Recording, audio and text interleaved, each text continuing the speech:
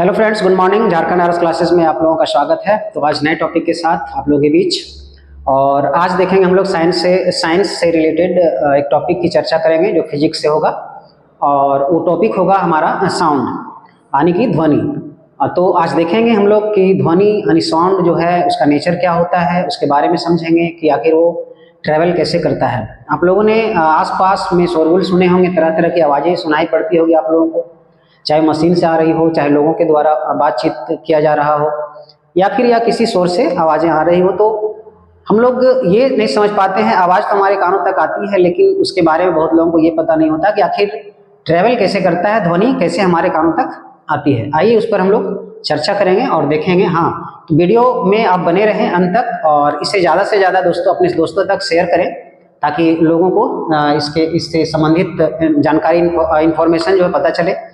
तो आज हम लोग ध्वनि के बारे में देखेंगे और समझेंगे कि आखिर ये ध्वनि है क्या, इसका नेचर क्या होता है। तो ध्वनि, सबसे पहले हम बात करेंगे ध्वनि की जो अध्ययन किया जाता है, उस शाखा का नाम है एकॉस्टिक्स। उसके अंतर्गत हम लोग अध्ययन करते हैं। उसमें हम लोग ध्वनि के बारे में सारी जानकारियाँ, जो जितनी भी जानकारियाँ दी होती है उसका स्टडी करते हैं। तो इसका यदि हम शाखा का बात करें, जो ब्रांच है एकॉस्टिक्स बोलेंगे।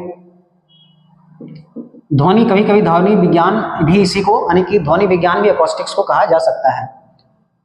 उसके बाद ध्वनि की खास बात यदि देखें तो ध्वनि क्या है, तो ध्वनि एक ऊर्जा का रूप है।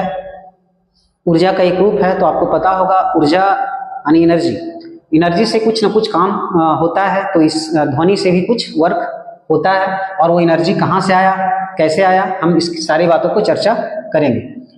तो ध्वनि ऊर्जा का एक रूप है, यानी कि फॉर्म ऑफ एनर्जी कह सकते हैं कि एनर्जी का एक रूप है। ये कैसे एनर्जी का रूप है उसको देखेंगे हम।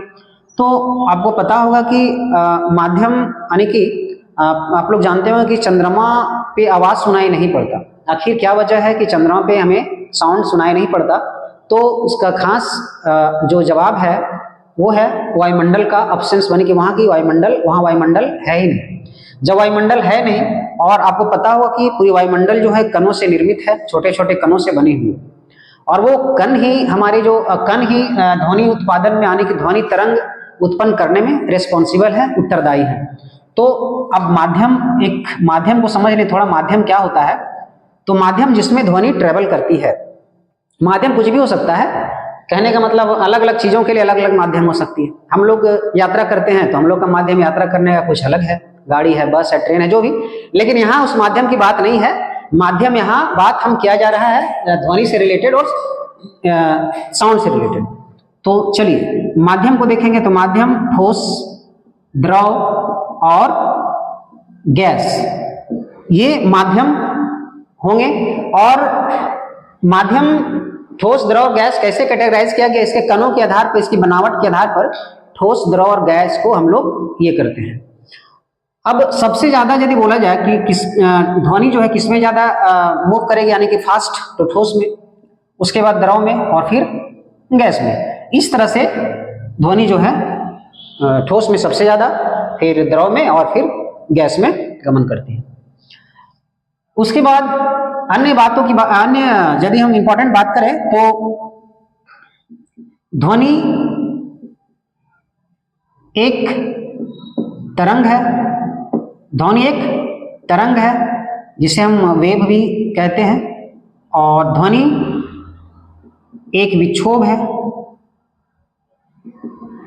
है, और ध्वनि एक आंतरिक तरंग भी कहेंगे। अब एक नया वर्ड आता है, आंतरिक तरंग है क्या?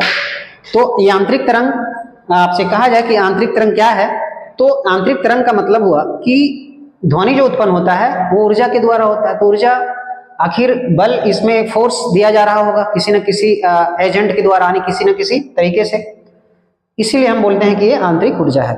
यानी माध्यम में जो कण होते हैं वो एक दूसरे को ऊर्जा देते हैं, फोर्स देते हैं, तो आगे फिर वो आगे वाले को ऊर्जा देकर के इस तरह से ऊर्जा का ट्रांसफर होते होते वो हमारे कानों तक तरंग बन के और सुनाई पड़ता है।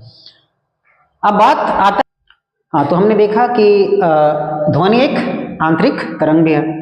अब थोड़ा इस पर चर्चा कर लें कि ये अभी हमने जो बात किया, अच्छा ये तो हमने लिखा है नहीं कि किस तरह का तरंग है, ठीक है, तो इसको देखते हैं थोड़ा।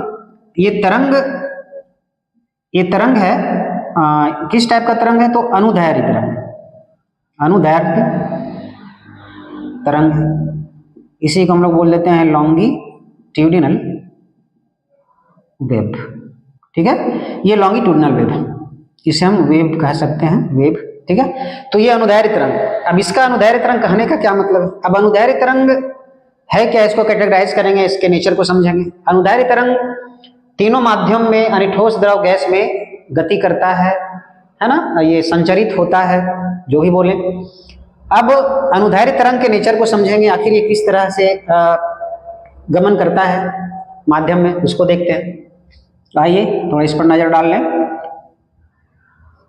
ये देखिए, सबसे पहले एक और इसका बेसिक चीज हम देना चाहते हैं कि जो भी साउंड का स्रोत है, जहां से साउंड उत्पन्न किया जाता है, वहां से होता क्या, कंपन। ऐसे तो कंपन यानी वाइब्रेशन के द्वारा साउंड उत्पन्न होता है। कोई भी चीज है यदि कंपन करती है तो साउंड प्रोड्यूस करती है, यानी जब यहाँ से कंपन स्टार्ट होता है तो आसपास के जितने कण होते हैं वो कंप्रेसित होते हैं, ऊर्जा देने से वो कंप्रेसित होते हैं, यानी कि संपीड़ित होते हैं, दबाव पड़ता है, तो ये कण जो है काफी क्लोज आ जाते हैं इस तरह से। उसके बाद यही कण दूर जा करके थोड़ा दूर दूर हो जाते हैं, फिर ये पास पास आ जाते हैं, फिर ये दूर होते हैं। आखिर इस तरह से अनुदैर्घ्य तरंग की गति होती है। अब ये जो दिख रहा है पैटर्न आप लोगों को, तो एक है कंप्रेशन, एक रेरफेक्शन, कंप्रेशन, इस तरह से होता है। ये है क्या, ये आपको दिख रहा होगा पास पास जो कण है काफी नजदीक है ये, और यहाँ प्रेसित यानी कि संपीड़ित से बना है, संपीड़न से बना, या प्रेस जब पड़ा तो ये कंप्रेशन का क्षेत्र पैदा हुआ। इसको हम बोलेंगे संपीड़न, इसको बोलेंगे विरलन। ये फिर संपीड़न और विरलन, इस तरह से ये गति करता है। अब इसकी खास विशेषता ये है कि इसके कण तो काफी क्लोज होंगे, पास होंगे। इसका घनत्व भी क्या होगा, घनत्व और दाब अधिक होगा। यहाँ पे यहाँ यदि बात करें विरलन में तो घनत्व और दाब जो होगा यानी डेंसिटी एंड प्रेशर जो होगा यहाँ कम होगा इसकी अपेक्षा। आयतन की बात करें तो आयतन यहाँ फिर अधिक हो जाएगा, आयतन यहाँ अधिक होगा, आयतन यहाँ कम होगा। अब इसको देखिए थोड़ा, इसको इस पर नजर डालते हैं। तो ये है कंप्रेशन, ये है रेरफेक्शन। ये जो ऊपर का पार्ट दिख रहा है उठा हुआ, श्रिंग बोलेंगे इसको, क्रेस्ट बोलेंगे इसको, तो ये जो आपका है कंप्रेशन का पार्ट है और ये रेरफेक्शन का। यहाँ देख रहे होंगे कि ये जो वेव जो मूव कर रहा है आगे की ओर, इस तरह से जो बढ़ रहा है, ये आगे की ओर बढ़ता जाएगा, और लेकिन इसके जो पार्टिकल हैं वो आगे पीछे यानी कि आगे पीछे अपने माध्य स्थिति से आगे पीछे दोलित होते रहेंगे। ये नहीं कि ये कण आगे बढ़ जाएंगे, ऐसा नहीं है, वो डिस्टेंस ट्रेवल करेंगे, ऐसी कोई बात नहीं है, लेकिन हाँ अपने मेन पोजीशन से टू एंड फ्रो आगे पीछे होगा।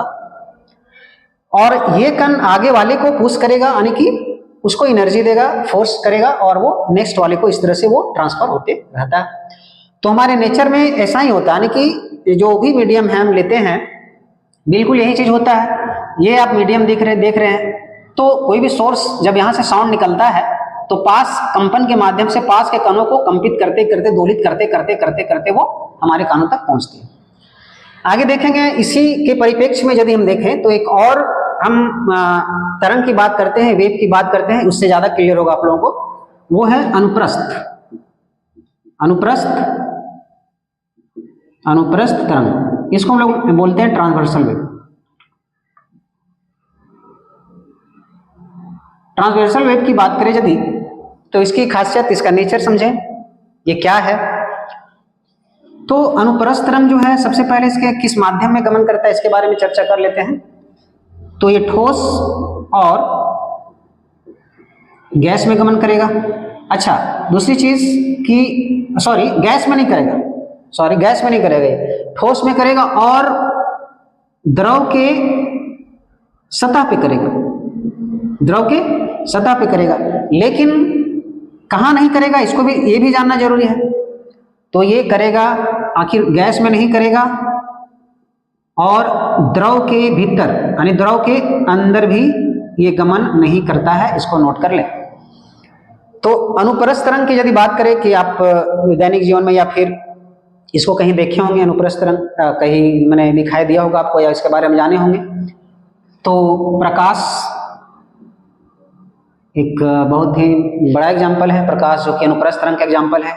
इसे इलेक्ट्रोमैग्नेटिक वेव भी बोलेंगे, विद्युत चुंबकीय तरंग, जिसे यानी कि एक चीज और कि जैसे अनुप्रस्थ में हमने देखा ठोस द्रव और ये गैस और द्रव के अंदर नहीं चलता, तो प्रकाश के लिए बात करें कि ये एक विद्युत चुंबकीय तरंग है, अनुप्रस्थ के कैटेगरी में तो है ही, और ये विद्युत चुंबकीय तरंग है जिसे चलने के लिए माध्यम की जरूरत नहीं होती है।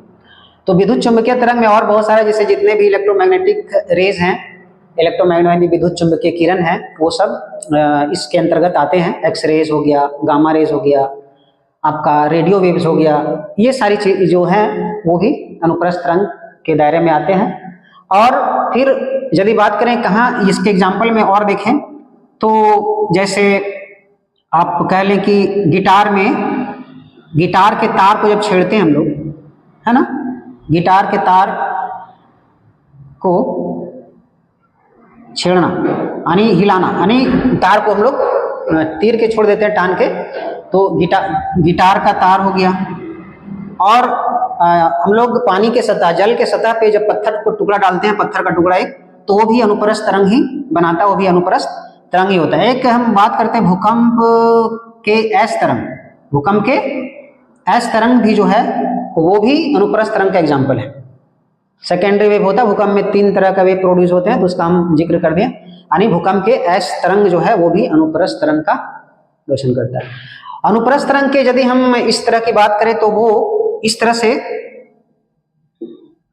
जैसे इसमें होता क्या है कि कण जो है वो ऊपर नीचे यानी कि अपने माध्य पोजीशन से ऊपर नीचे होगा, और इसका जो मूवमेंट होगा कण का ऊपर नीचे होगा, और जो वेग यानी जो आपका वेव है यानी तरंग है, तरंग जो है वो बिल्कुल इस डायरेक्शन में जाएगा, यानी कि बोले तो ये लंबवत होगा। क्या होगा? लंबवत होगा। इसमें कण और तरंग की दिशा, कण की दिशा ऐसे होगी और जो हमारा वेव होगा यानी तरंग होगा ऐसे होगा, मतलब 90 डिग्री यानी लंबवत, इसको हम लोग बोलेंगे लंबवत।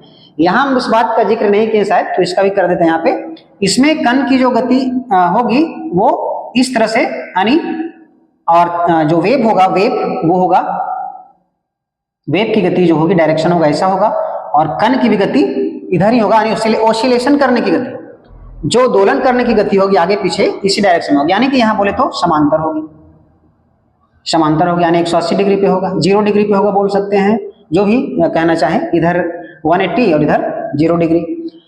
तो समानांतर हुआ इसमें अनुदैर्ध्य तरंग में, कण का जो गति और जो वेव की जो मोशन होगा वो दोनों का डायरेक्शन जो होगा समानांतर होगा, सेम होगा। और इसमें हमने देखा कि इसमें जो गति होती है वो वेव की गति जो होगी वो पैरेलल होगी, किसके, सॉरी पैरेलल नहीं, लंबवत होगी, कण के गति के लंबवत। तो अब बात आता है कि क्या हम अपने दैनिक जीवन में अनुप्रस्थ तरंग को और अनुदैर्ध्य तरंग को उत्पन्न कर सकते हैं? बिल्कुल कर सकते हैं आप। एक सिलिंकी जो होता है, सिलिंकी के माध्यम से, सिलिंकी क्या होता है कि एक मतलब क्या सकते हैं कि ऐसा स्ट्रक्चर होता है, मतलब चूड़ी जैसा स्ट्रक्चर होता है, बहुत वो स्प्रिंग का बना होता है, बहुत लचीला, काफी लचीला होता है, उससे आप कोई भी शेप दे सकते हैं उससे। तो आप इस किनारे को यदि बांध दें और इसको यदि प्रेस करें, कंप्रेस्ड करें, यदि इसको संपीड़ित करें तो, और अचानक छोड़ दें तो देखेंगे कि आप आगे पीछे होना स्टार्ट होता है।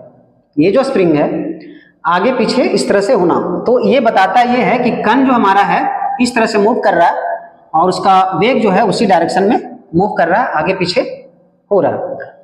अब इसमें यदि देखा जाए, इसकी बात करें, अनुप्रस्थ तरंग यदि उसी सिलिंकी से ही पैदा किया जाए, सिलिंकी से ही पैदा किया जाए, तो वो इसको यदि ऐसे से कर दें, इसी को यदि हम ऐसे से कर दें, इस छोर को पकड़ के ऐसे कर दें, तो फिर क्या देखने को मिलेगा कि कण जो हमारा है, कण का जो मूवमेंट है वो ऐसे होगा और हमारा जो वेव है वो ऐसे ऐसे बनता जाएगा। तो दोनों हम तरंगों को, दोनों अनुप्रस्थ को और अनुदैर्ध्य को सिलिंकी के माध्यम से समझा जा सकता है, समझ सकते हैं एक्सपेरिमेंट करके, जो कि बहुत ही ये है, समझा जा सकता है। और इसमें यदि हम ध्वनि की इसमें यदि और बात करें अनुप्रस्थ तरंग, अच्छा ये जो अनुदैर्घ्य तरंग है, तो अनुदैर्घ्य तरंग का भी यूज होता है हमारे दैनिक जीवन में, चिकित्सा क्षेत्र में इसका यूज काफी है, और कहीं ना कहीं उसका भी यूज है, इलेक्ट्रोमैग्नेटिक वेव का भी यूज है, ऐसा नहीं कि नहीं। तो खैर जो भी हो, इसकी चर्चा तो हम करेंगे, जरूर करेंगे। और आज हमने देखा कि साउंड के बारे में किस प्रकार की इनका नेचर होता है, उसके बारे में समझा हमने, बारीकियों को समझा। तो आगे जो भी पॉइंट्स बचे हैं, इसमें तो शायद मेरे ख्याल से बहुत पॉइंट अभी बचे हुए हैं, उसकी चर्चा हम करेंगे, जो काफी इंपॉर्टेंट होगा, नेक्स्ट वीडियो में जरूर करेंगे, क्योंकि इससे रिलेटेड जो भी महत्वपूर्ण बनेंगे, क्या गुण है साउंड के, क्या लक्षण है, उसको देखेंगे। और आज इस वीडियो के माध्यम से इतना ही आज बताना था आप लोगों को कि तरंग ध्वनि क्या है। तो नेक्स्ट वीडियो में हम लेकर आएंगे ध्वनि के बारे में, अन्य बातों के बारे में देखेंगे, सीखेंगे और आप तक शेयर करेंगे।